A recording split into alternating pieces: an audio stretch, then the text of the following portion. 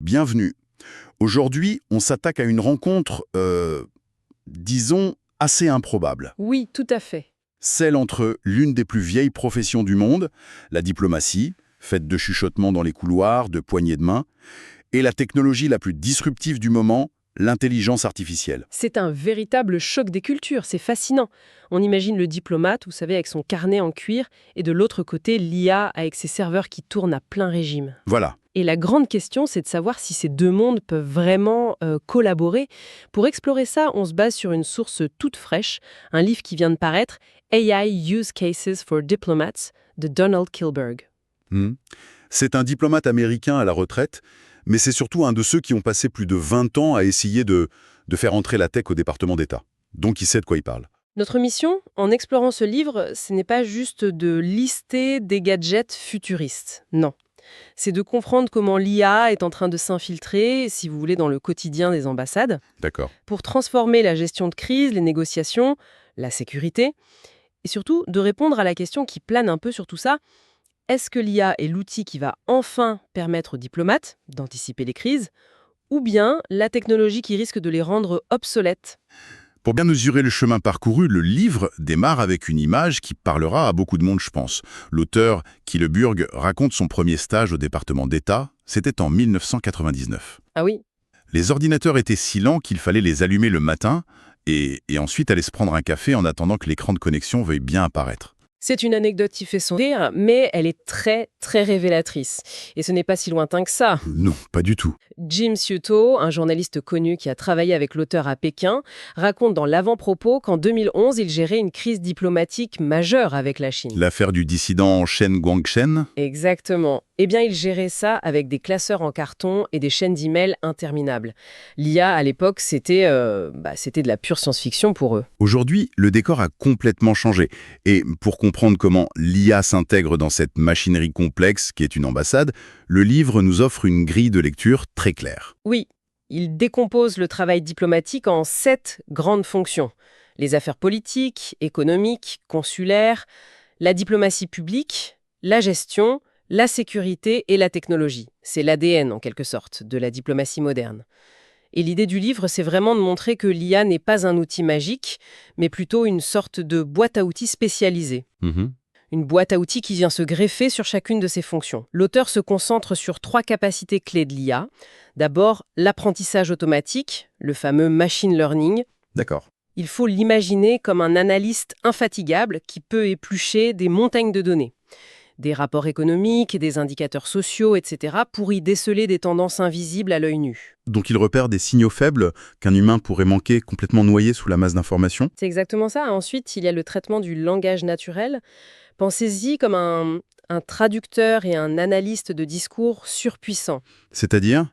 Il ne se contente pas de traduire mot à mot un discours officiel. Il peut en analyser le sentiment. Est-ce que le ton est plus hostile que le mois dernier? Est-ce qu'une certaine formulation en apparence anodine est en fait un message codé?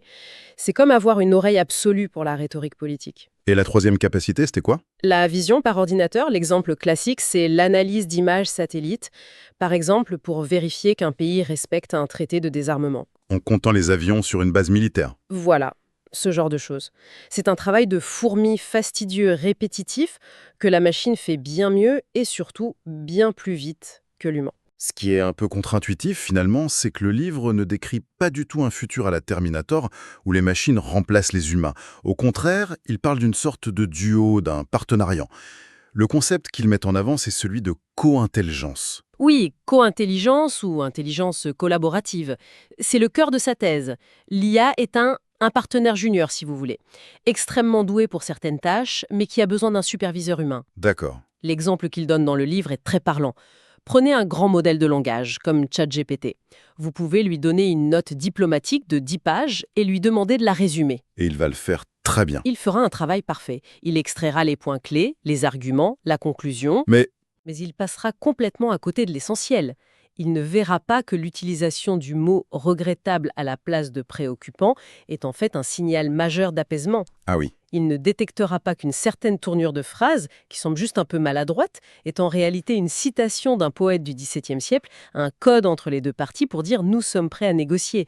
Ça, seul le diplomate humain peut le déceler. Donc, si je comprends bien, l'IA se charge de la partie analytique brute, du défrichage massif de l'information, C'est ça. et ça libère le diplomate pour qu'il se concentre sur ce qui fait vraiment la différence. La psychologie, la construction de la confiance, l'empathie, absolument la lecture des signaux non verbaux dans une salle de négociation. La machine fournit la donnée, l'humain fournit le sens, le contexte, l'intuition. Mais ça soulève une nouvelle question. Qu'est-ce qui se passe quand l'intuition du diplomate et l'analyse de l'IA divergent par rapport? C'est un excellent point. Quand le diplomate chevronné sent que quelque chose cloche, mais que l'IA lui dit « tous les voyants sont au vert ». Lequel a le dernier mot? On risque de créer des tensions, non? Entre la vieille garde qui se fie à son instinct et les plus jeunes qui font confiance aux données. C'est une très bonne question. Et le livre suggère que c'est là que se situe le nouveau défi du management diplomatique. Il ne s'agit pas de choisir l'un ou l'autre, mais de créer une culture où l'on questionne les deux. D'accord. Pourquoi l'IA dit-elle ça? Sur quelles données se base-t-elle? Et pourquoi le diplomate ressent-il autre chose? Est-ce de l'expérience ou est-ce un préjugé? Cette confrontation, en fait, devient le nouveau cœur du processus de décision. Passons aux exemples concrets. Parce que le livre est rempli de ce qu'il appelle des cas d'usage. Et ce n'est plus de la science-fiction, certains sont déjà en place. En affaires politiques, par exemple, il parle d'analyse prédictive. Oui, il utilise une vignette très parlante. Imaginez une ambassade fictive dans la République de Z. L'IA tourne en permanence, croisant des données de sources très différentes. Ok. D'un côté, des données financières qui montrent une volatilité anormale de la monnaie locale. De l'autre, une analyse des réseaux sociaux qui détecte une explosion des conversations sur le prix du pain. Oui. Et enfin, le suivi des médias locaux qui rapportent des tensions inhabituelles au Parlement. Pris séparément, chaque signal, c'est du bruit. Mais ensemble, l'IA les fait converger et envoie une alerte à l'ambassadeur. Attention, probabilité de troubles sociaux majeurs dans les 72 heures en hausse de 40%. D'accord? L'IA lance l'alerte. Mais concrètement, qu'est-ce que l'ambassade fait de cette information? Envoyer un message d'alerte à ses ressortissants trop tôt, ça ne risque pas de créer la panique, ou pire, d'être perçu comme de l'ingérence par le gouvernement local? Absolument. Et c'est précisément là que l'humain reprend la main. L'alerte de l'IA n'est pas une instruction, c'est un point de départ. C'est une aide à la décision. Exactement. L'ambassadeur va utiliser cette information pour briefer ses équipes, activer ses contacts sur le terrain, appeler ses homologues pour prendre la température. L'IA a fourni le quoi. Les humains doivent décider du comment et du quand. On passe de la réaction à la proaction. C'est beaucoup plus clair. Un autre cas d'usage qui m'a frappé, c'est pour la diplomatie publique. L'idée d'une oreille numérique sur le terrain. Ah, ça c'est fascinant. Traditionnellement, pour savoir ce que pense la population d'un pays, on lisait les éditos des grands journaux, ce qui est très très limité. Bien sûr. Aujourd'hui, l'IA peut analyser en temps réel des millions de messages sur les réseaux sociaux, de commentaires sur les sites d'infos. Elle peut dire à l'ambassade « Votre dernière déclaration a été très mal perçue par les jeunes de moins de 25 ans dans telle région qui l'interprètent comme arrogante ». Ça permet d'ajuster son message presque instantanément. Passons à la sécurité, où l'enjeu est peut-être encore plus direct. Le livre parle beaucoup de la lutte contre la désinformation, et notamment des deepfakes. Oui, les deepfakes, donc ces vidéos ultra réalistes mais complètement fausses, créées par une IA pour faire dire n'importe quoi à n'importe qui. Un cauchemar pour un diplomate. Un cauchemar absolu. Il doit vérifier l'authenticité d'une information avant de réagir. Et là, la solution, c'est de combattre le feu par le feu. En quelque sorte, oui. Le livre décrit comment des IA sont entraînées pour devenir des filtres de vérité. Elles analysent les vidéos au niveau du pixel. Elles cherchent des micro-incohérences dans l'éclairage, la texture de la peau, le clignement des yeux. Des défauts imperceptibles pour un humain. Exactement, mais qui trahissent la manipulation numérique. Le livre cite des exemples très concrets. Des deepfakes utilisés par la Russie pendant la guerre en Ukraine pour diffuser de fausses annonces de capitulation, ou par la Chine pour créer de faux présentateurs de JT. Ah oui, je me souviens de ça. Ils diffusent de la propagande. L'IA de détection devient donc un outil de défense stratégique. D'accord, le livre brosse un tableau assez impressionnant des possibilités. Mais il n'est pas naïf. Il aborde aussi les risques, et ils sont loin d'être négligeables. Non, et c'est ce qui rend l'analyse crédible.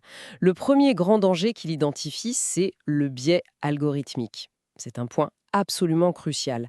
Une IA n'est intelligente que parce qu'elle a été entraînée sur d'immenses quantités de données. La question, c'est quelles données? Et si ces données sont elles-mêmes biaisées, l'IA le sera aussi. Forcément. Précisément. Et c'est un biais très insidieux. Imaginez une IA conçue pour évaluer la stabilité politique d'un pays. Si elle a été entraînée principalement avec des données historiques issues de démocraties occidentales, Hmm. elle va considérer que des élections régulières, une presse libre, des manifestations syndicales sont des signes de stabilité. Ce qui est vrai, dans notre contexte. Oui, mais appliquer ce modèle à un pays avec une culture politique totalement différente, l'IA pourrait interpréter une grande manifestation populaire, qui est peut-être un signe de vitalité démocratique, comme le prélude à un coup d'État, simplement parce que ça ne correspond pas au schéma qu'elle a appris. Et les conséquences d'une telle erreur peuvent être énormes pour un ambassadeur. Énorme. L'autre grand défi que le livre soulève, c'est la dimension géopolitique. On n'est pas dans un monde idéal où tout le monde collabore.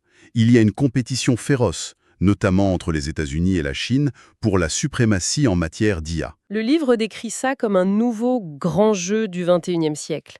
Le contrôle des données, le développement des algorithmes les plus puissants, la définition des normes internationales, tout ça, c'est devenu un enjeu de puissance majeure. Et les diplomates sont au milieu de ça. Exactement. Ils se retrouvent au milieu de ce champ de bataille technologique et ils doivent non seulement le comprendre, mais aussi naviguer pour défendre les intérêts de leur pays. Ça ajoute une couche de complexité immense à leur métier. Ce qui est assez remarquable, et qui renforce la crédibilité de tout ça, je trouve, c'est que l'auteur est très transparent sur sa propre utilisation de l'IA pour écrire le livre. Oui, c'est vrai. Dans une note à la fin de l'ouvrage, Donald Kilberg explique qu'il a utilisé des outils comme ChatGPT et Claude comme des partenaires de réflexion. Il ne leur a pas demandé de rédiger des chapitres. Non, pas du tout. Il les a utilisés pour brainstormer, pour structurer ses idées, pour jouer l'avocat du diable en lui présentant des contre-arguments et pour accélérer ses recherches. Il dit lui-même que ça aurait été malhonnête d'écrire un livre sur l'adoption de l'IA sans l'utiliser lui-même. Il pratique ce qu'il prêche, comme on dit. Il met en application sa propre théorie de la co-intelligence. C'est un excellent exemple. Il a gardé le contrôle intellectuel, la vision d'ensemble, le jugement critique. Mais il a délégué à l'IA une partie du travail préparatoire et de la structuration. Ça lui a permis, dit-il, d'écrire le livre bien plus rapidement, tout en enrichissant sa propre pensée. Alors au bout du compte, après avoir exploré tous ces potentiels et tous ces risques, que doit-on retenir?